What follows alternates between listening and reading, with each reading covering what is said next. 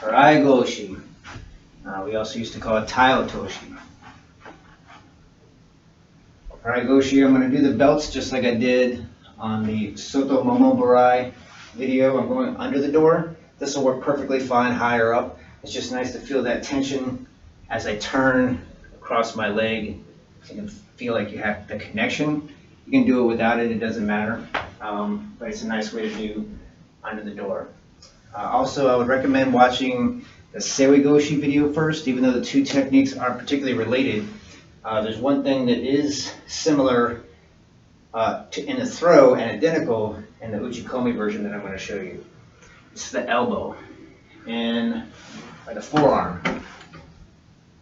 In Seoi Goshi, I go in, pull up, lift my forearm across the front of the body, and throw. On this one, I'm going to do a similar motion. I lift up my elbow, but instead of coming across the front of the body, I'm going around the side of the body. I go into the armpit with my elbow so that my forearm is across the side of their ribs. What this does is it prevents what I see a lot of people do is they turn and the person's still behind them. Their hands are behind them and they're trying to pull them around their body. There's all this torque on their lower back that even without any resistance is going to really hurt. Especially if you do that a bunch of times, and once you get resistance, it's just not going to work. What I need to do is I get in deep. As I step in, I drive my armpit into drive the elbow into the armpit, and then as I turn, my forearm is connected to their ribs. It allows them to get all the way in, chest to chest, and then instead of pulling them around my body, my forearm, which is locked to me, pushes them around. As I turn, I keep them in front of me as I turn. The other part is the replacement footing. It's a little bit like one of the versions of a side kick. If you ever saw one of those contraptions with the 5 balls that are hanging, you pull one, it knocks the other one back, or 2 and 2. Doing the same thing with my legs. One comes up, knocks it the other way. Give that a try. Ich, ni, san, shi, go, rok, sich, hach, ku, ju. With the kick, side kick, I slide in, sets up and pushes that front leg. The back leg pushes the front leg forward, and I kick. In this case, it's going to be replacement footing. As I turn, the front foot is going to push the other foot back out. Put it all together. One belt in each hand on opposite sides. Lifting up. Pull myself in. One foot stepping right in front of the other one. Not straight ahead, but in front of the other foot. Lift the belts up.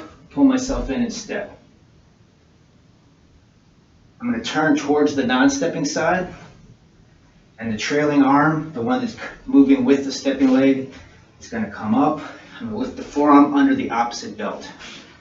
I turn and lift, catching the other belt. Lifting the belt, pull myself in, step in front of my foot, lift.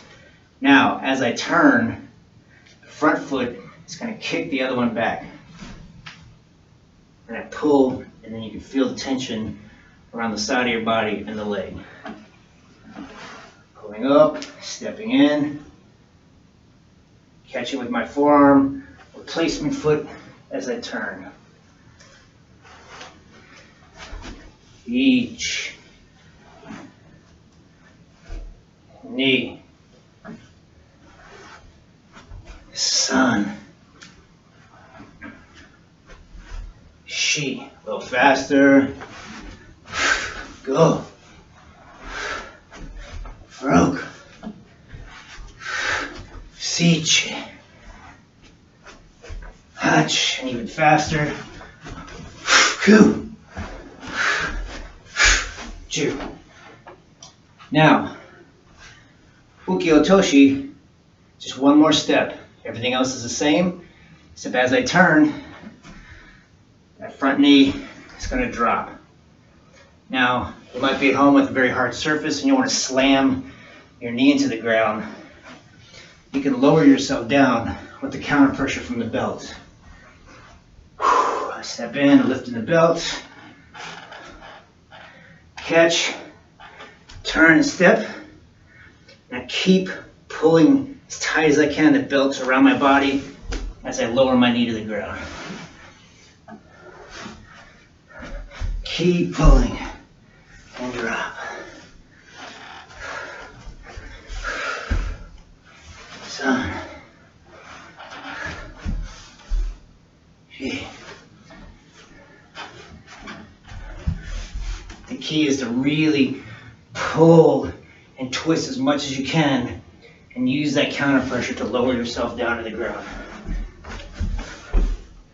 Rope.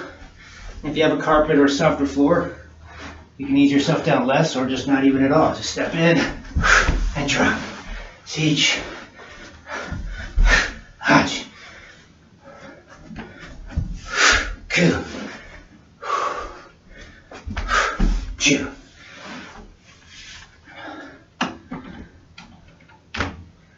Harai Goshi and Uki Otoshi.